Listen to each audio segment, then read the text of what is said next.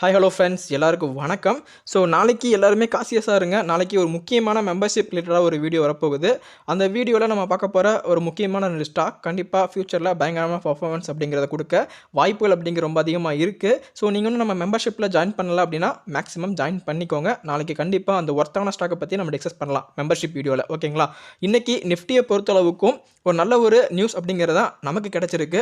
என்னதான் இன்றைக்கி வந்துட்டு ஒரு டவுனில் முடிச்சிருந்தாலும் எனக்கு பிடிச்ச எனக்கு தேவைப்பட்ட ஒரு ரீடெஸ்ட் அப்படிங்கிறத முடிச்சுட்டாங்க. ஸோ ரொம்ப நாளைக்கு அப்புறம் இந்த ஒரு லைனை வந்துட்டு பிரேக் அவுட் பண்ணாங்க. நமக்கு ரொம்பவும் ஹாப்பியாக இருந்துச்சு. கிட்டத்தட்ட ஒரு 1 வீக் வந்துட்டு இதில் கன்சால்டேஷன் அப்படிங்கிறது ஆனாங்க. அகைன் இந்த ஒரு ட்ரெண்ட் லைனை வந்துட்டு ரீடெஸ்ட் அப்படிங்கிறத பண்ணி அகைன் இப்போ வந்துட்டு அப் ட்ரெண்டை செட் பண்ண ஆரம்பிச்சிட்டாங்க.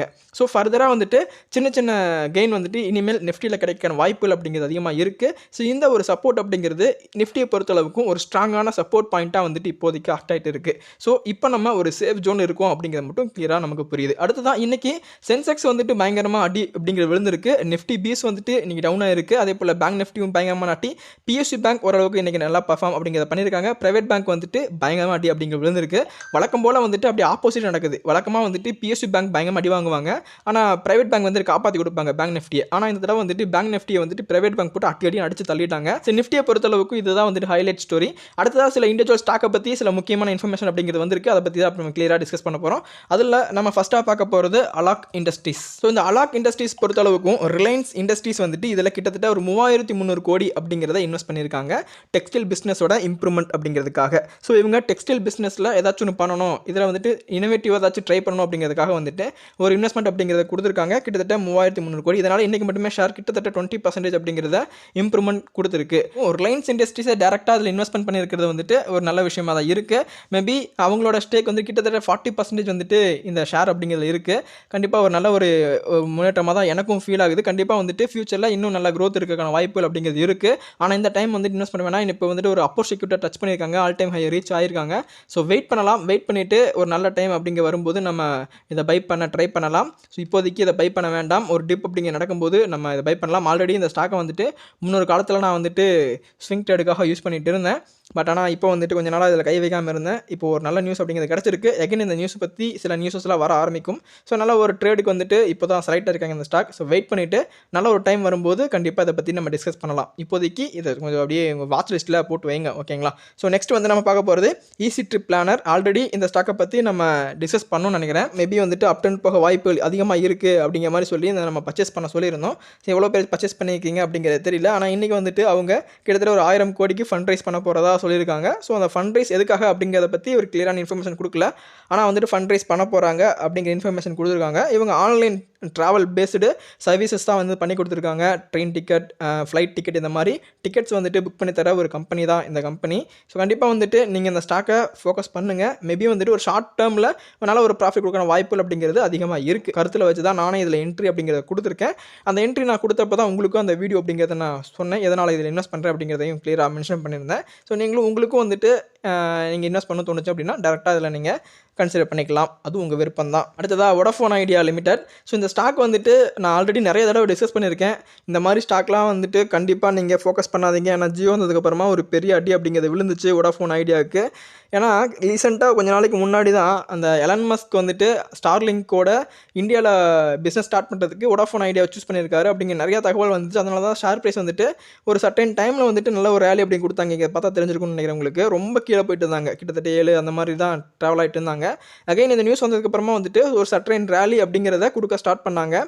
ஸோ அந்த டைமில் வந்துட்டு நான் அப்போ சேனல் ஆரம்பிக்க முன்னாடி நிறைய சர்ச் பண்ணி பார்த்தேன். அப்போ வந்துட்டு மார்க்கெட் ஷேர் ஃபுல்லாகவே வந்துட்டு ஜியோ எடுத்துட்டாங்க. எடுத்தது மட்டும் இல்லாமல் வோடாஃபோன் ஐடியாவை பொறுத்தளவுக்கும் இவங்களோட கடன் எப்படி இருக்குது அப்படின்னு பார்த்தீங்கன்னா, இந்த கம்பெனியை விற்றாலும் இந்த கம்பெனி மாதிரி இன்னொரு கம்பெனி விற்றா எவ்வளோ காசு வருமோ அந்தளவுக்கு கடன் அப்படிங்கிறத வச்சுருக்காங்க.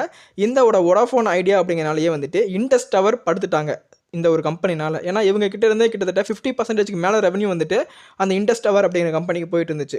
ஸோ இந்த ஒரு கம்பெனினால் அந்த கம்பெனியுமே திவாலாச்சு. ஸோ அதனால் இப்போதைக்கு இந்த கம்பெனி இன்வெஸ்ட் பண்ண வேண்டாம் அப்படிங்கிற மாதிரி ஒரு ஸ்டேட்மெண்ட் நான் கொடுத்துருந்தேன். யாரெல்லாம் அதை ஃபாலோ பண்ணீங்க, அதை கேட்டிங்க அப்படிங்கிறது எனக்கு தெரியல. ஆனால் இப்போ அந்த நியூஸ்னால் ஒரு நியூஸ் பேஸில் நம்ம ஒரு ஸ்டாக்கை வாங்கக்கூடாது அப்படிங்கிறதுக்கு ஒரு சின்ன உதாரணம் தான் அது. இப்போ அந்த நியூஸ் என்னாச்சு அப்படின்னு பார்த்தீங்க அப்படின்னா, எலான் மஸ்க் கொடுத்த அந்த ஆஃபரை வந்துட்டு வோடாஃபோன் ஐடியா டினைட் பண்ணிட்டாங்க அப்படிங்கிற மாதிரி நியூஸ் வந்துட்டு இன்றைக்கி வந்து கொடுத்துருக்காங்க. ஸோ இன்றைக்கி அந்த நியூஸ் வந்தனால இன்றைக்கி மட்டுமே கிட்டத்தட்ட ஒரு 5.59% நியர் ஒரு 6% டவுன் அப்படிங்கிறத இன்றைக்கி மட்டுமே ஸ்டாக் பார்த்துருக்கு. அகைன் வந்துட்டு நியூஸ் வந்துட்டு பரவ எல்லாருக்கிட்டையும் போக போக கண்டிப்பாக ஸ்டாக் ப்ரைஸ் அப்படிங்கிறது இன்னும் கீழே விலகவும் வாய்ப்பு இருக்குது. இது ஒரு ட்ராப்பா இல்லை வந்துட்டு ஸ்டாக்கை வந்துட்டு விலை குறைக்காக இவங்க பண்ணுற ஒரு வேலையா அப்படிங்கிறது இன்னும் கிளியராக புரியல. ஏன்னா எந்த ஒரு அஃபீஷியல் ஸ்டேட்மெண்ட்டும் இல்லை. ஏன்னா இந்த நியூஸ் வந்துட்டு ஹிந்துவில் வந்திருக்கு.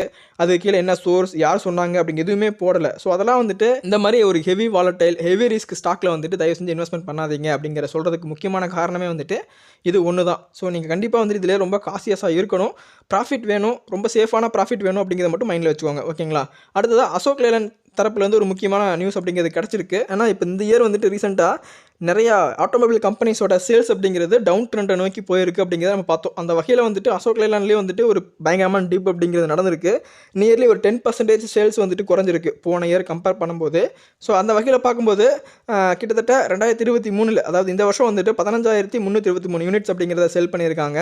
ஆனால் போன வருஷம் 2022 கிட்டத்தட்ட 17,112 யூனிட் அப்படிங்கிறத செல் பண்ணியிருந்தாங்க. ஸோ சேல்ஸ் அப்படிங்கிறது கிட்டத்தட்ட ஒரு 10% வந்துட்டு கீழே விழுந்திருக்காங்க. குறிப்பாக ஒரு செக்மெண்ட் வைஸ் பார்க்கும்போது heavy and medium commercial vehicle செக்மெண்ட்டில் வந்துட்டு 11% டவுன் ஆயிருக்கு. அதே போல் லைட் கமர்ஷியல் வெஹிக்கிள் செக்மெண்ட்டில் 9% டிக்ளைன் ஆயிருக்கு. ஸோ ஆவரேஜாக வந்துட்டு கிட்டத்தட்ட 10% டிக்ளைன் அப்படிங்கிறதா இருக்குது. கரண்ட் மார்க்கெட் ப்ரைஸ் வந்துட்டு 180 தான் இருக்காங்க. ஸோ இந்த ஸ்டாக்கோட ஃபண்டமெண்டல்ஸ் வந்து நம்ம பார்க்கும்போது நான் இந்த ஸ்டாக்கில் எந்த ஸ்டாக்காக இருந்தாலும் சரி நான் பார்க்குற 3 விஷயம் என்ன அப்படின்னு பார்த்தீங்க அப்படின்னா ப்ரைஸ் டு புக் வேல்யூ கிட்டத்தட்ட 6 டைம்ஸ் வந்து ஹையராக ட்ரேட் ஆகிட்டு இருக்காங்க. இது வந்துட்டு ஒரு சின்ன நெகட்டிவ். அடுத்ததாக அவங்க டெப்ட்டை பாருங்களேன், கிட்டத்தட்ட 34,392 கோடி. இது வந்துட்டு செகண்ட் நெகட்டிவ் பாயிண்ட். கிட்டத்தட்ட சேஞ்சிங் ப்ரொமோட்டர் ஹோல்டிங் வந்துட்டு 2% சேஞ்ச் ஆகிருக்குது. அதே சமயத்தில் பிளட்ஜ் வச்சுருக்காங்க. கிட்டத்தட்ட 15% ஷேரை வந்துட்டு இவங்க அடமானம் வச்சுருக்காங்க. ஸோ இந்த 3 விஷயம் வந்துட்டு எனக்கு ரொம்பவும் நெகட்டிவ் பாயிண்ட்டாக இருக்குது. இருந்தாலும் இதில் ROC பாருங்கள் 11%, ROE பாருங்களேன் 15%. இந்த மாதிரி ரொம்பவும் ஒரு ஆவரேஜான வேல்யூ. இது வந்து இந்த மாதிரி ஸ்டாக்குக்கு வந்துட்டு நான் ஒரு மினிமம் ஒரு 20 எதிர்பார்ப்பேன் இந்த 2 வேல்யூவும். ஸோ அதனால் வந்துட்டு இந்த ஸ்டாக் நான் இவ்வளோ ஃபோக்கஸ் பண்ண வேண்டாம். இது வரைக்கும் நான் இதை பற்றி சொன்னது கிடையாது, இந்த ஸ்டாக்கை ஃபோக்கஸ் பண்ணுங்க அப்படிங்கிறது. ஸோ இதுக்கெல்லாம் காரணம் வந்துட்டு உள் காரணங்கள் நிறைய இருக்குது. அதனால் இந்த ஸ்டாக்கை பற்றி ஒரு வீக் முன்னாடி ஒரு நம்பர் கேட்டிருந்தாருன்னு நினைக்கிறேன். இந்த மாதிரி அசோக் லேலண்ட் வந்துட்டு நம்ம ஃபோக்கஸ் பண்ணலாமா, ஆட்டோமொபைலில் வந்துட்டு ஓரளவு கம்மியாக இருக்காங்களே அப்படிங்கிற மாதிரி நீங்கள் கேட்டிருந்தீங்க. ஸோ அதனால் நான் அதை பற்றி பேசலை அப்படிங்கிற காரணம் வந்துட்டு இதுதான். இந்த மாதிரி ஸ்டாக்கில் நம்ம ஃபோக்கஸ் பண்ணோம் அப்படின்னா மேபி இந்த மாதிரி இருக்கிற ஸ்டாக் நம்ம 180 ரூபா கொடுத்து இந்த ஸ்டாக் வாங்குறதுக்கு இதை விட 390 400 இருக்கிற ஸ்டாக் வந்துட்டு இதை விட நல்ல வேல்யூஷன் நம்ம வாங்கிட்டு போயிடலாம். அது வந்துட்டு ரொம்பவும் பெனிஃபிஷியராக கூட இருக்கும். ஸோ அதனால் இந்த மாதிரி நம்ம ரொம்பவும் கவனமாக தான் ஒரு ஸ்டாக்கை சூஸ் பண்ண வேண்டிய நிலைமையில இருக்கும். ஸோ அதனால் உங்களோட இன்வெஸ்ட்மெண்ட்டை ரொம்ப பார்த்து பக்குவமாக பண்ணுங்கள். ஓகேங்களா? ஸோ அடுத்து நம்ம ரெகுலராக சொல்கிற மாதிரி இன்றைக்கி நிறைய பேர் கமெண்ட் பண்ண ஒரு விஷயம் என்ன அப்படின்னு பார்த்தீங்கன்னா, ப்ரோ பஞ்சாப் நேஷனல் பேங்க் என்ன பண்ணுறது, இன்றைக்கே நம்ம பை பண்ணலாமா, என்ன பண்ணலாம் அப்படிங்கிறது. ஸோ பஞ்சாப் நேஷனல் பேங்க் பற்றி நான் ஒன்று சொல்லணும். முக்கியமாக எல்லோரும் ரொம்ப கவனமாக கேளுங்க. ஸோ பஞ்சாப் நேஷனல் பேங்க் பொறுத்தளவுக்கு வந்துட்டு நான் உங்களுக்கு பர்சனலாக ரெக்கமெண்ட் பண்ணுறது வந்துட்டு இந்த ஒரு ரேலிக்கு பார்த்தீங்களா, இந்த ரேலிக்காக தான் உங்களுக்கு இந்த ஸ்டாக்கை நான் ரெக்கமெண்ட் பண்ணியிருக்கேன். ஓகேங்களா? ஆனால் எனக்கு அதாவது எனக்கு நம்மளோட பிளான் படி பார்த்தோம் அப்படின்னா இந்த ஸ்டாக் வந்துட்டு போன ஹையர் ரீச் ஆகணும் அப்படின்னா 201 போகணும். ஒருவேளை இந்த ட்ரெண்ட் லைன் வரைக்கும் தான் போவாங்க அப்படிங்கிற பட்சத்தில் கண்டிப்பாக ஸ்டாக் வந்துட்டு ஒரு 150 to 160 அந்த ரேஞ்சுக்குள்ளே தான் வந்துட்டு ஒரு பிரேக் அவுட் அப்படிங்கிற நடப்பாங்க. அப்போது நீங்கள் ரொம்ப ஃபியராக இருக்கீங்க அந்த ஸ்டாக்கில், நான் இது பயமாக இருக்குது, இது PSU ஸ்டாக் அப்படிங்கிறனாலே பயமாக இருக்குது அப்படிங்கிற பட்சத்தில் நீங்கள் தாராளமாக ஒரு 150லேயே வந்துட்டு நீங்கள் எக்ஸிட் ஆகலாம். நல்ல ஒரு வாய்ப்பு அந்த இடத்துல. ஏன்னா இங்கே ஒரு ட்ரெண்ட் லைன் அப்படிங்கிறத அவங்க கிரியேட் பண்ணியிருக்காங்க. ஓகேங்களா? அடுத்ததாக வந்துட்டு இன்னொரு பாயிண்ட் என்ன அப்படின்னு பார்த்தீங்கன்னா, இந்த வருஷம் வந்துட்டு லோக்சபா எலெக்ஷன் அப்படிங்கிறது வரும். ஸோ அந்த லோக்சபா எலெக்ஷனில் வந்துட்டு லீடிங் பார்ட்டி வின் பண்ணுவாங்களா இல்லை ஆப்போசிட் பார்ட்டி வின் பண்ணுவாங்களா அப்படிங்கிறது தெரியல. ஒருவேளை லீடிங் பார்ட்டியை வின் பண்ணாங்க அப்படின்னா கண்டிப்பாக அந்த ஸ்டாக் இந்த டார்கெட் ரீச் பண்ணுறதுக்கு ரொம்ப ஈஸியான ஒரு டைமை எடுத்துக்குவாங்க. ஒருவேளை ஆப்போசிட் பார்ட்டி வின் பண்ணிட்டாங்க அப்படின்னா அகைன் ஒரு சின்ன ஒரு டிப்பை வந்து இந்த ஸ்டாக் கண்டிப்பாக சந்திச்சுட்டு அகைன் வந்துட்டு மேலே போகும். அதுலேருந்து வந்து மாற்றம் கிடையாது. இங்கே பாருங்களேன், இப்போ இந்த இடத்துக்கு போயிருக்காங்க அப்படின்னா ஒரு சின்ன டிப் நடந்திருக்கு, சின்ன கன்சல்டேஷன் அப்படிங்கிறது நடந்திருக்கு. இது நீங்கள் பார்க்க குட்டியாக இருந்தாலும் இதுக்கான டியூரேஷன் அப்படிங்கிறது ரொம்ப அதிகம். அதனால் நீங்கள் இந்த ஸ்டாக்கில் வந்துட்டு பொறுமை அப்படிங்கிறது ரொம்ப முக்கியம். நீங்கள் பார்க்குறீங்க இந்த ரேலி அப்படிங்கிற எவ்வளோ பெருசாக இருக்குது, அந்த ரேலி நடக்கிற கிட்டத்தட்ட 300 நாளைக்கு மேலே இருக்குது. அதனால் நீங்கள் பொறுமையாக இருங்க. இந்த ஸ்டாக்கை பற்றி டெய்லி கேட்குறீங்க, எனக்கு தெரியுது இந்த ஸ்டாக் வந்து கண்டிப்பாக ஒரு நல்ல ஒரு வளர்ச்சி அடைகிற பொட்டன்ஷியலாக இருக்காங்க. அதனால் இருந்தாலும் அது வளர்றதுக்கு கொஞ்சம் பொறுமையாக இருக்கணும் அப்படிங்கிறதா நான் இந்த வீடியோவில் உங்களுக்கு சொல்கிறது. கிளியராக உங்களுக்கு இந்த பஞ்சாப் நேஷனல் பேங்க் பற்றி புரிஞ்சிருக்கும் நம்புறேன். ஸோ கண்டிப்பாக வந்துட்டு இதில் இன்வெஸ்ட் பண்ணுங்கள். நான் இன்வெஸ்ட் பண்ண வேணாம்னு சொல்ல, ஏன்னா நல்ல ஒரு பிரேக் அவுட் பாயிண்ட் நடந்திருக்கு.